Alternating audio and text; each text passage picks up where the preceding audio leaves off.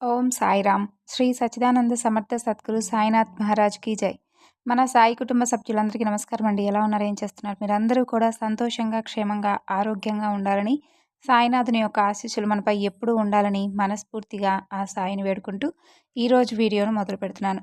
ఇక ఈరోజు వీడియోలో బాబాగారి సందేశం ఏమిటి అంటే, ఒక నమ్మకమైనటువంటి అంటే ఒక వ్యక్తి ద్వారా నీకు ఒక మంచి శుభవార్తను వినిపించబోతున్నాను. అలాగే ఈ రహస్యాన్ని నువ్వు వినడం వలన నీ మనసు కూడా ఎంతో సంతోషానికి గురవుతుంది. మరి ఆ రహస్యం ఏమిటి? ఆ వ్యక్తి ఎవరో తప్పకుండా తెలుసుకుంటున్నారు. ఈ సందేశంలో ఉన్నటువంటి పరమార్థం ఏమిటో తప్పకుండా తెలుసుకుందామండి. అంతకన్నా ముందు మన ఛానల్‌ని ఎవరైనా కొత్తగా చూస్తున్నట్లయితే ఛానల్‌ను సబ్స్క్రైబ్ చేసుకొని, వీడియో కనుక నచ్చితే లైక్ చేసి సపోర్ట్ చేయండి ఫ్రెండ్స్. బాబాగారి సందేశం గురించి తెలుసుకుందాం. ఈరోజు ఈ వ్యక్తి ద్వారా నీకు ఒక ముఖ్యమైనటువంటి సమాచారాన్ని తెలియజేయబోతున్నాను. అది కేవలం నువ్వు మాత్రమే తెలుసుకోవాల్సినటువంటి సమాచారం. ఎందుకంటే జీవితంలో అంటే ఇప్పుడు నువ్వు ఎదుర్కొనేటటువంటి పరిస్థితులకు తగినటువంటి సమాధానం కూడా నీకు ఆ వ్యక్తి ద్వారా లభించబోతుంది. కాబట్టి తప్పకుండా నువ్వు విని తెలుసుకొని తీరాల్సిందే. విన్న తర్వాత నీ మనసుకు కూడా ప్రశాంతత లభిస్తుంది.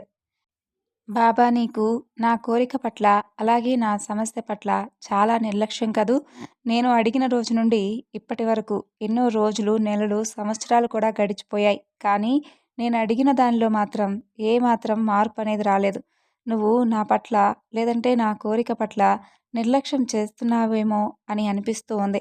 ఒక్కొక్కసారి అసలు నీపై ఉన్నటువంటి నమ్మకం కూడా నాకు పూర్తిగా సన్నగిల్లిపోతుంది. చూడు బిడ్డా, భగవంతుడు ఆలస్యం చేసినా కూడా న్యాయమే చేస్తాడు. అన్యాయం చేయడు. ఆలస్యం వెనుక ఎన్నో అద్భుతాలు, అలాగే నీకు తెలియనటువంటి రహస్యాలు దాగి ఉంటాయని తెలుసుకో. అలాగే భగవంతుడు తలుచుకుంటే ఏ క్షణంలోనైనా కానీ నువ్వు అడిగినటువంటి కోరికను నెరవేర్చి చూపించడంలో పెద్ద ఆలస్యం కూడా చేయడు. అవసరానికి కోరికలు తీరడానికి కేవలం భక్తి కలిగి ఉండేవారు మాత్రం నా కోసం ఎప్పుడూ కూడా ఇదిగో ఈ విధంగా బాబా నా పట్ల నిర్లక్ష్యంగా ఉన్నావా అంటూ నన్నే ప్రశ్నిస్తూ ఉంటారు. కేవలం మీ అవసరానికి, మీ కోరికలు తీర్చడానికి మాత్రమే ఒక యంత్రంలా భావిస్తున్నటువంటి మీకు ఈ బాబా యొక్క తత్వం కానీ, లేదా ఈ బాబా మార్గాన్ని కానీ మీరు ఎప్పటికీ పొందలేరు. నీ భక్తి నిర్మలమైనదే ఒప్పుకుంటాను.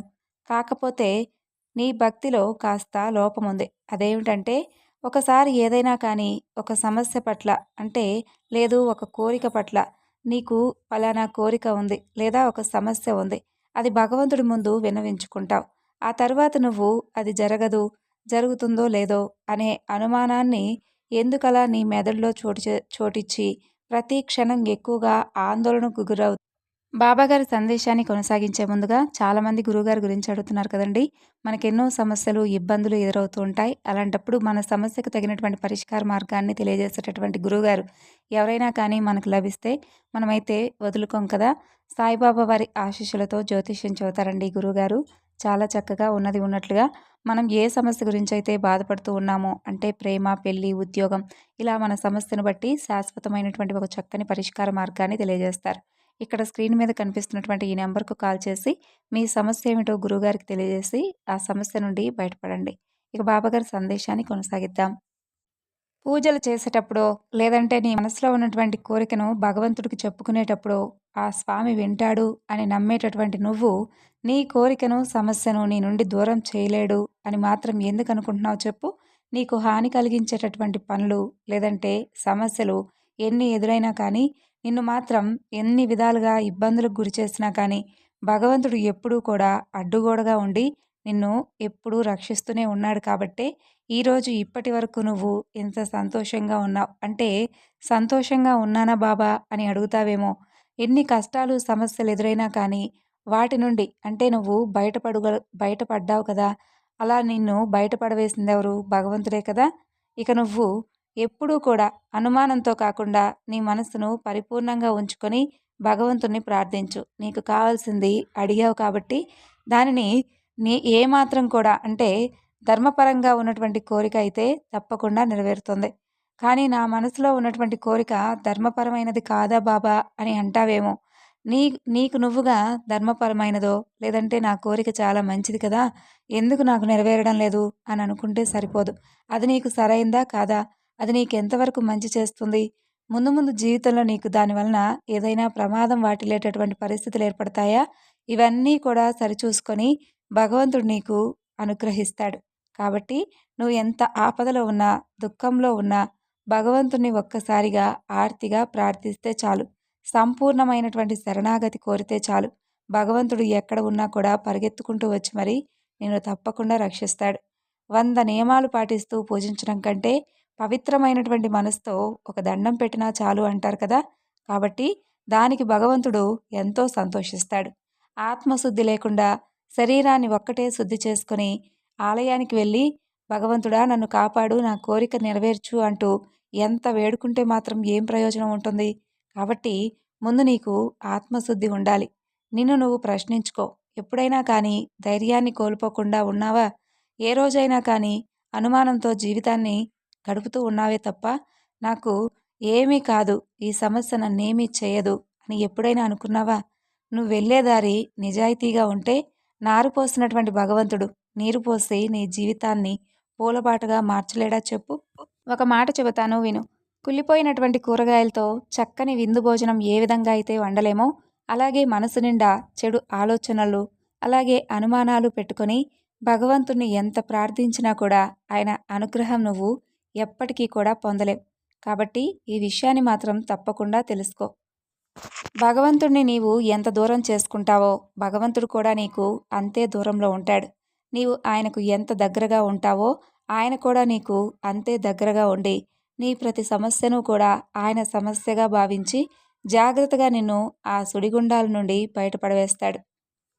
అహంకారం ఎక్కువైపోయి అలాగే నాకేమిట్లే, నాకేమీ కాదు, అంతా కూడా నేను మంచే చేస్తున్నాను, నేను చాలా మంచివాడిని అని అనుకొని నీకు నువ్వు అహంకారం పెంచుకొని ఎక్కువగా గర్వంతో మిడిసిపాటు పడుతూ ఉంటే మాత్రం పతనం కూడా అక్కడే ప్రారంభమవుతుందని తెలుసుకో.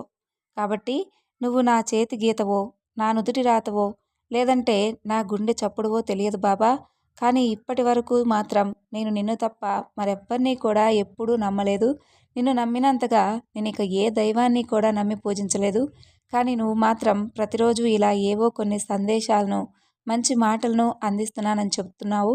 అలాగే ధైర్యాన్ని ఇస్తున్నానని చెబుతున్నావు. కానీ నేను అడిగినటువంటి నా కోరిక పట్ల మాత్రం ఇప్పటి వరకు నువ్వు ఏ విధమైనటువంటి అంటే దానికి సంబంధించినటువంటి పనులు కానీ, లేదా నాకొచ్చినటువంటి సమస్యను కానీ నా నుండి దూరం చేయలేకపోతున్నావు అని మాత్రం అడుగుతున్నావు. కానీ నీ కోరిక వెనుక, లేదంటే నీ సమస్య వెనుక ఏదో అంటే నీ జీవితానికి సరైనది కాకపోవచ్చు కదా!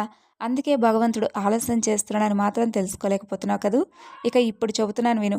నిజంగా నీ కోరిక నీకు నెరవేరాలి అని కోరుకుంటున్నావు కాబట్టి ముందు ముందు జీవితంలో ఏ విధంగా దానివలన అంటే నీవు ఎదుర్కొనేటటువంటి పరిస్థితులు ఎలా ఉన్నా కానీ నాకు ఆ కోరిక నెరవేరితే చాలు బాబా అని అడిగావు కాబట్టి ఇప్పటికిప్పుడే నీకు ఈ వ్యక్తి ద్వారా అంటే నిశ్చలమైనటువంటి మనసుతో నువ్వు అడిగినటువంటి నీ కోరికను నెరవేర్చుకోవాలి అని అనుకున్నావు కాబట్టి ఈ వ్యక్తి ద్వారా నీకు ఒక మంచి సమాచారం అందుతుంది. దాని ద్వారా నీకు నువ్వు అనుకున్నటువంటి పనిలో విజయం సాధిస్తావు. కాకపోతే ప్రస్తుతం నీకు దానివలన కాస్త సంతోషంగా అనిపించినప్పటికీ కూడా రాబోయేటటువంటి రోజుల్లో ఏ కోరికనైతే నువ్వు అడిగావో ఆ కోరిక వలన నెరవేరినప్పటికీ కూడా దానివలన కాస్త నీవు ఇబ్బందులను ఎదుర్కోవాల్సినటువంటి పరిస్థితులు ఏర్పడతాయి. అప్పుడు మాత్రం ఇదంతా నువ్వే చేసావు బాబా అని మాత్రం అనవద్దు. ఎందుకంటే దానివలన నీకు చిన్నపాటి అవాంతరాలు ఎదురయ్యేటటువంటి పరిస్థితులు ఏర్పడతాయి. వాటిని మాత్రం నువ్వే సరిచేసుకుని జాగ్రత్తగా జీవితంలో ముందుకు వెళ్ళాలి. అప్పుడు కూడా ఆ సమస్య వచ్చిందని అక్కడే ఆగిపోవద్దు.